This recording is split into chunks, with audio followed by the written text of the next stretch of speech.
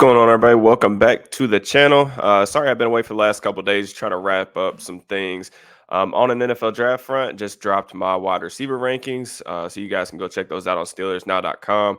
But I wanted to get on here and do a little scouting report for you guys on Clemson quarterback Nate Wiggins. You know, the Steelers been extremely connected to Wiggins really throughout the process, right? Like they met with him formally at the combine. Mike Tomlin and company took him out to dinner before his Clemson Pro Day. They were stacked at the Pro Day as they usually are at Clemson. Defensive coordinator Terrell Austin was there as well. Got to see him do some positional drills. And then now he's coming in for a top 30 visit. So I told you guys I did the Michael Penix scouting report. Like once we get more top 30 visits, I'd like to come on here and like kind of give my thoughts on some of these players because as we know, like top 30 visits, you know, a lot of those guys end up in Pittsburgh. You know, we had 5 guys that had top 30 visits last year end up on the roster.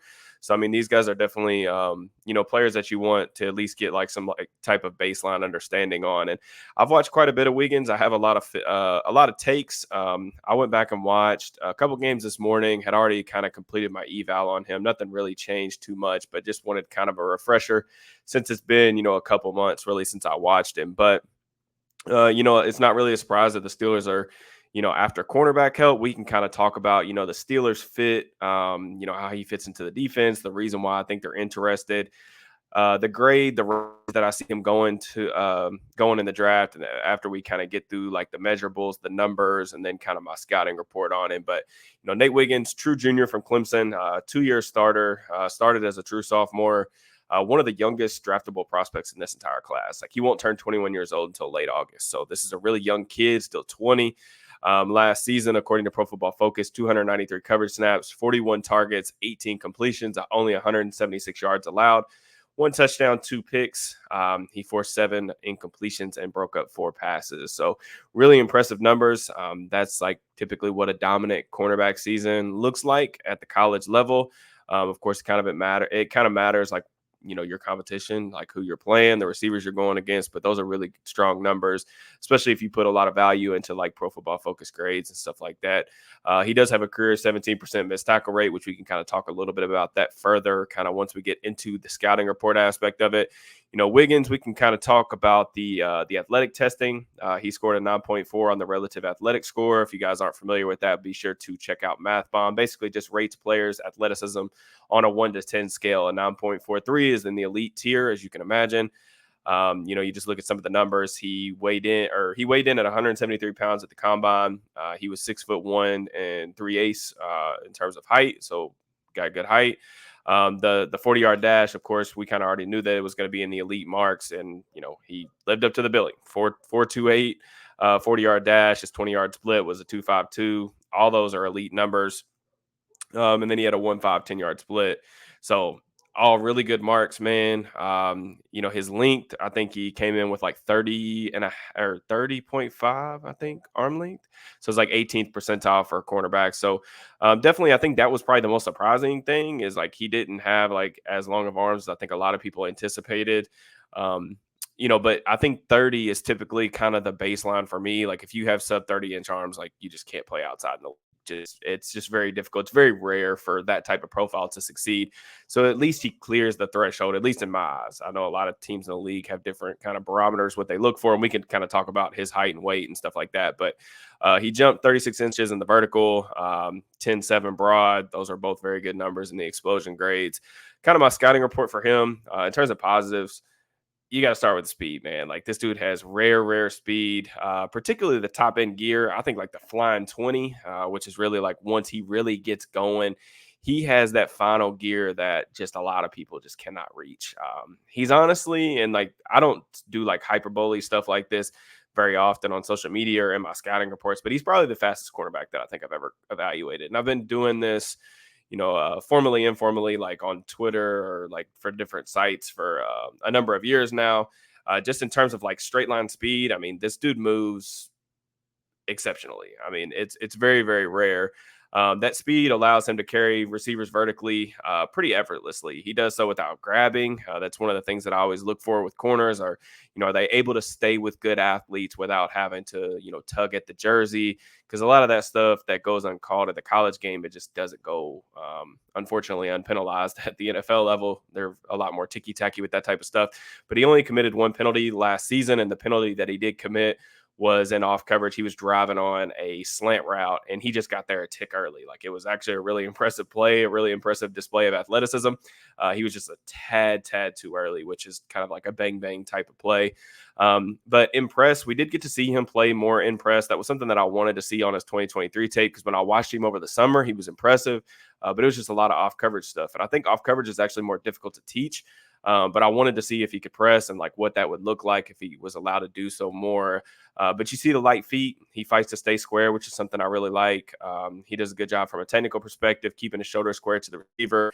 He can really does a really good job mirroring from a soft shoe or a motor technique. He gives ground, but does a really good job making sure that he's sticking with the receiver.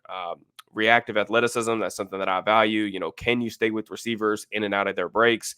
Can you adjust and stay with those guys and make sure you can close space to deter throws?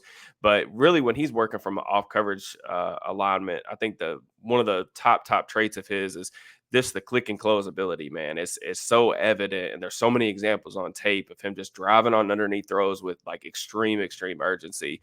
The closing speed and burst, like top notch, near elite marks in that regard. There's a couple plays that I can just highlight off the top of my head. Him lining up 7-8 yards off the ball.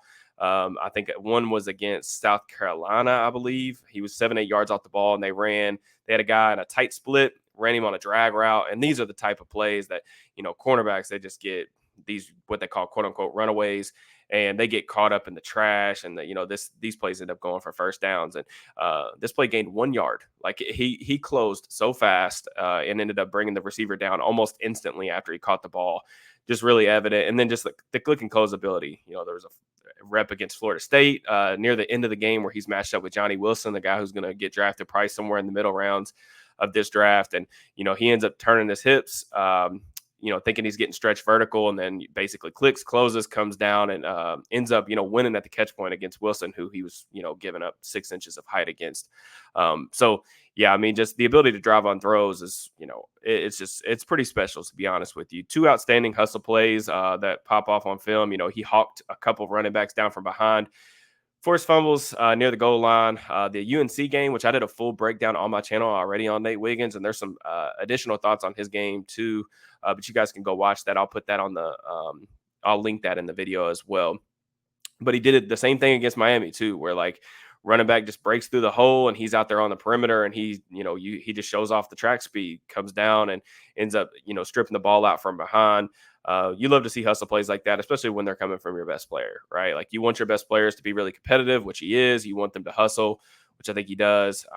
And I like that. I mentioned the competitiveness, extremely competitive, like from coverage reps. You can tell this kid's a really confident kid, understands like that he's a really special athlete.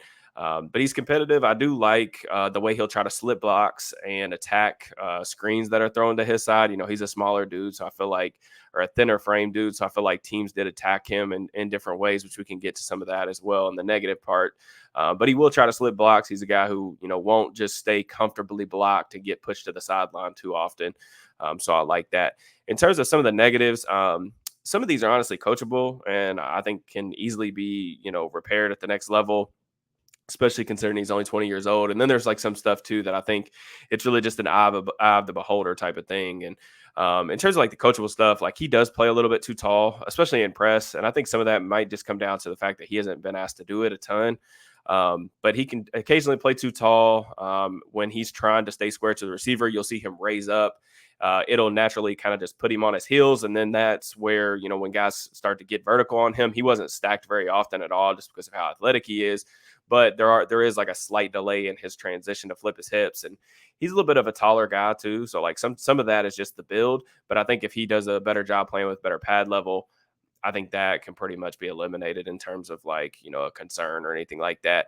I think his temperament versus the run is very, very mild. That was something that I mentioned in the UNC tape review that I broke down a couple months ago on the channel. But honestly, I went back and watched two more games today. I watched the Miami game, and then I think I watched NC State. Uh, I break 6 games of his that I've watched, which is more than I typically need to watch for a prospect, but I do enjoy watching him. But I felt like, game to game, it was different. Like the games that I watched today, I didn't really see that he had like his temperament was better versus the run, and I didn't have the same feelings on that. So maybe it's just inconsistent. But he's not a guy who's like this ferocious run defender and just eager to stick his face mask in the fan or anything like that against the run. I think he meets the threshold for what I consider necessary to play cornerback at the next level. This is not I remember Vernon Hargraves coming out from Florida, and he literally would not play the run. He would not tackle anybody ever. And there are some examples of, Wiggins, I think, maybe backing away from some of those chances. But I saw Joey Porter Jr. do that as well, like not just at Penn State, but I saw him do it a little bit for the Steelers last season early on. So I think that stuff, like you just have to have a baseline. Does this kid want to play football? Will he hit? And I think he will. So not too much of a concern for me, and something that I definitely think, can be managed. Some of the things that I think are kind of eye of the beholder things, and you can kind of decide for yourself if you think this will translate or not. He's just a really thin frame dude. He is 20 years old, and I think a lot of people or evaluators would immediately say, well, he's only 20 and he's going to get in this NFL weight room and he's going to put on weight like he's 6'1". And I don't know, man. You look at this dude and he just looks razor thin. In Clemson, like some of those discussions about guys getting in NFL weight rooms, they are valid. But when you're playing at a place like Alabama or Clemson, like those strength programs are very similar to NFL strength programs, guys. Like they're top notch programs that put their guys through the ringer and do a really good job getting them ready to play. And Wiggins was a great college player with this same type of frame, but the play strength is a little bit of an issue. I mean, there are times where, even receivers that aren't bigger receivers can block him out on the perimeter, and it looks like he got into a car crash. I mean, he'll get driven to the sideline, not because he's just, not for lack of effort necessarily, but there are times where guys get their hands into his shoulder pads and his helmet's just immediately popping backwards because he just does not have the play strength that you typically look for on the perimeter. The one touchdown he gave up was on a back shoulder fade against Miami. He doesn't have the longest arm. So, like, I think that bigger receivers at the next level, like, are they going to be able to consistently box him out, at the break point or at the catch point and kind of take advantage of, his lack of play strength and also lack of length? That's definitely something to monitor. In terms of like the quicker, faster guys, I definitely think that he has all the athleticism that he would need and then some to play there. With the athleticism, his speed is so good that a lot of these kind of like minor details, like I talked about, like playing a little bit too tall in press or playing a little bit too tall in his pedal, he can make up for that at the college level. And he still will be able to, because I think his speed is going to be a trump card at the next level because it's so elite. But the margins gets thinner. You're going to go against like the guys that he will be going up against at the NFL level are going to be a lot bigger, a lot stronger, a lot faster than the guys that he saw in the ACC over the past 2 seasons. So not too many like minor things. I think it just, like I said, it's an eye of the beholder type of thing. Like there are not guys. He did weigh in at his pro day at 182 and he did positional drills, and apparently he looked really good in those.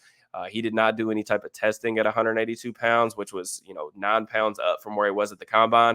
I said when I broke down his film over the summer, and then again when I did the breakdown for the channel, that I didn't think this kid was 185 like Clemson was listing him. I highly doubt he's playing I don't think he's playing at 182. I think he played probably at 170, 175 last season. I don't think it's an issue. Like if he can put on weight and it's good weight and maintain that explosiveness, that would be great. I don't see this dude ever playing over 185. Just my personal opinion. Now, I could be wrong, but I just think the way he's built and the way that, what he already is, I think that's pretty much what he's going to be at the next level. And then it goes back to the evaluation part of Wiggins' game is relatively simple. He's an extremely good athlete who's already relatively technically sound, and there's a lot to like with his game. There's some coachable aspects that can be, like I said, managed, maintained. But I think, There just not a lot of guys that look like him that have a ton of success on the outside at the NFL level. Now we are starting to see some more success stories in terms of lighter, smaller guys coming in and playing on the perimeter at wide receiver. And we're seeing some more cornerbacks. We think about Emmanuel Forbes, which I like Wiggins tape a good amount more than I liked Forbes tape last year. Forbes is what, the first or a second corner off the board, top 15 or something like that to Washington. So I think that if Forbes can go in the top half of the first round, I see no reason why Wiggins can't do that. I personally ended up giving him a late first round grade. Like I said, the play strength thing I think is always going to be a little bit of an issue with his frame, and there are going to be certain matchups that I think he is going to have some trouble with the bigger receivers at the next level. But I love the speed. I think he's competitive. Guys that can run like him and move like him and stay sticky in coverage, man, they're extremely valuable. And I think that this dude has impact starter type of potential. I just don't know if he's ever going to be like that, like CB, like top tier CB1 that can like shadow every single body type, just because he doesn't have, the strength and length that a lot of the premier guys have. But I don't really do a lot of comparisons. You guys that have followed me on Twitter, follow me on here, probably already know that. I don't do a lot of player comps, mainly just because I feel like a lot of times people just like force them. One player comp that I did find for Wiggins that I think makes a lot of sense is Dominique Rodgers-Cromartie. If you guys remember DRC, he was played like in the 2010 kind of range. But I believe he came out in like 2008. But Rodgers-Cromartie was like 6'1", 6'2", 184 pounds. He ran a 4.29, kind of a similar-ish player. I don't have the wingspan for DRC, but he was a guy who had a really good career. Like he was probably like a high-end CB2, I think. And played for a really long time. He had over 30 interceptions. I think lasted like 10, 11 years in the league. And that's the type of player that I think Wiggins can definitely be, a starting caliber player that can, be an impact starter if like he hits his potential. One thing with Wiggins that I want to point out too, like he played almost equal snaps 2 years ago on the left and right side. I think there's value in that.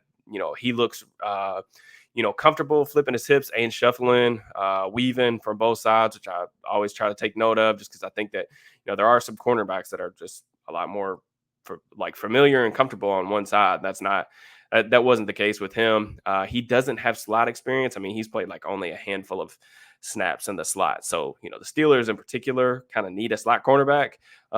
So if it kind of be interesting if they did take Wiggins, what they would do. Maybe it's, they get their best three cornerbacks out there and they just see which one of them can hold up. But Wiggins, to me, is not going to be a slot corner in the league because, slot corners, especially on early downs, they got to be able to play the run. And I think that that's not really a strength of his at this point in time. And I think that, with just his lack of, play strength, I would not want to put him in those situations where he's having to fit gaps and things like that against the run. I just don't think that's a good idea. But I do think it's interesting. Dante Jackson just got brought in. I did a film room on him as well, but he's only 180 pounds. So some thinner frame corners that the Steelers are showing interest in. Pittsburgh's really met with a lot of the top guys, right? Like they were all over Quinion Mitchell at the Senior Bowl. They took Kool-Aid McKinstry and Teron Arnold out to dinner before their pro day. They were heavily represented at Alabama, per the usual. Guys, let me know what y'all thought of the video. Make sure y'all like the video. Drop me a comment. Let me know what y'all think of Nate Wiggins. Let me know what y'all think of these type of scouting reports. I already have a player in mind that I would ideally record and get up tomorrow, provided that I get time. But if there's other guys, especially guys that have had like connections with the Steelers already, whether it's like top 30 or formal visits at the combine, I did combine recaps with everybody and like did kind of smaller breakdowns, not as in depth as this. So you guys can go watch that on the channel if you're interested. But yeah, I'll definitely record some more of these, especially as we lead up to the draft. Like I said, I did a top 20 wide receiver rankings for Steelers now. So if you guys want my thoughts on the receiver group, please go be sure to check that out. I think it's a really in-depth piece that will give you guys my perspective on this class. We're only a couple weeks away from draft season. I got a lot of things planned. I'm really excited to get the ball rolling here. But yeah, appreciate you guys as always. Y'all have a good rest of your week. Peace and love.